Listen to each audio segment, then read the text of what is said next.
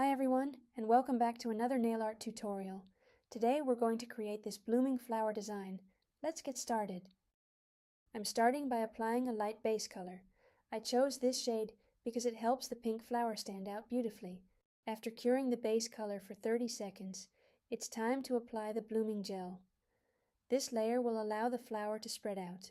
Now it's time to create the blooming flower effect. Start by placing a single drop of gel polish in the center of the nail.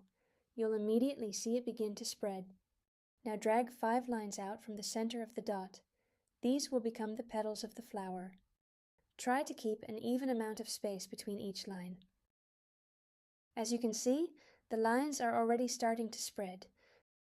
Now, using a clean brush, gently pull each line back toward the center. This creates the pointed tips of the petals and gives the flower a more defined shape. Make sure to clean your brush after every stroke. If you don't, the colors can blend together, making the flower reducing the overall effect. To finish, apply a layer of top coat. This seals the design, protects it from chipping, and adds a beautiful glossy finish. And that's the finished look.